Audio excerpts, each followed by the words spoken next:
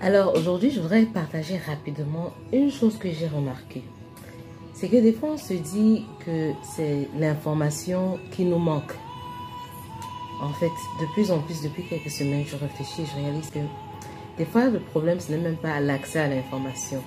Savoir que j'ai besoin de m'améliorer, savoir que je dois étudier pour faire telle chose, savoir que je dois faire telle et telle chose. C'est pas l'information.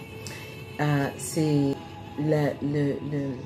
l'incapacité, pas peut-être l'incapacité, mais la difficulté de traduire l'information en action pour atteindre le résultat désiré.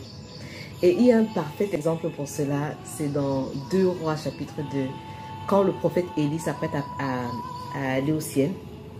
Et là, le prophète, il y a Élisée qui le suit collé. J'aime particulièrement beaucoup cette histoire-là, mais cette histoire-là a beaucoup, ça enseigne beaucoup d'ailleurs, ça enseigne beaucoup. 2 Rois, chapitre 2.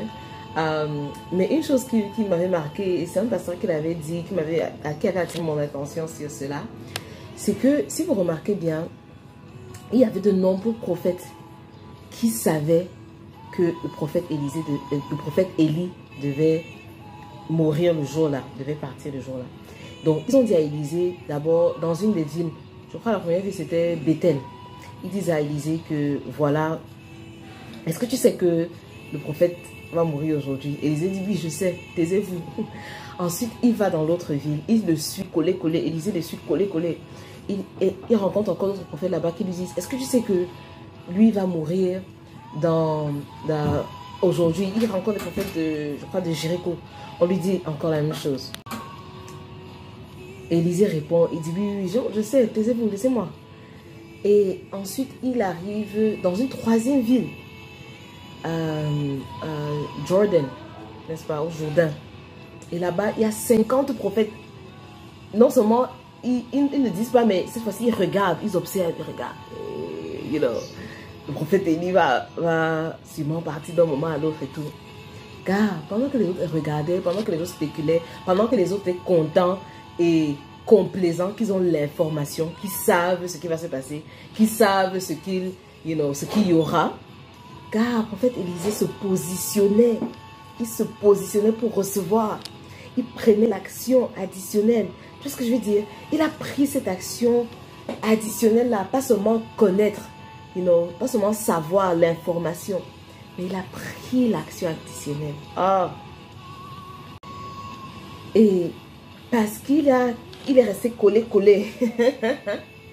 Il est resté présent à côté du prophète Élie. Il est resté là, il était bien positionné pour recevoir la double onction. Et il savait aussi ce qu'il devait demander exactement au prophète Élie.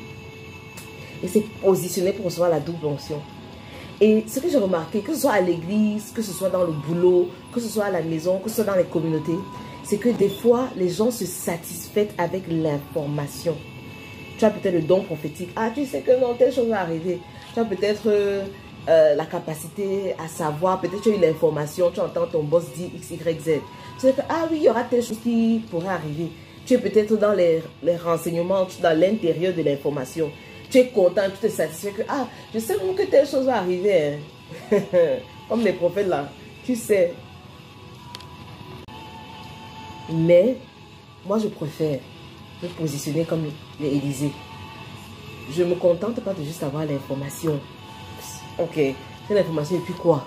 Ça te satisfait, ça te gonfle, tu es en confiance, tu es like, oh yeah, I know that this will happen, je sais que ceci. Et puis quoi? Car moi je préfère la posture d'Élisée. La posture d'Élisée, c'est que tu te positionnes pour recevoir. Tu te positionnes pour recevoir. Tu restes collé jusqu'à ce qu'on te passe cette onction, jusqu'à ce que tu reçois cette bénédiction, jusqu'à ce que, tu atteignes l'objectif que tu voudrais. Pas juste l'idée, pas juste la connaissance que c'est possible, mais you grab it, you receive it, you manifest it, Et c'est ça, moi, aujourd'hui, je voudrais vous encourager, vraiment. Je voudrais encourager et dire, gars, positionnons-nous. Et comme je l'ai dit, on le voit à travers toutes les sphères.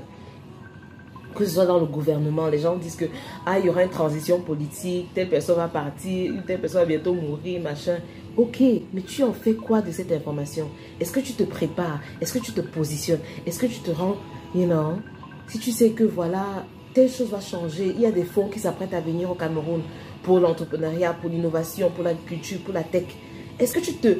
C'est pas énorme, c'est pas suffisant d'avoir l'information. Si tu sais maintenant qu'il y aura une retraite pour la guérison des blessures de l'âme, des blessures causées par venant du Père, et tu dis que oui, non, c'est important de traiter ça, oui, c'est un bon thème, c'est super.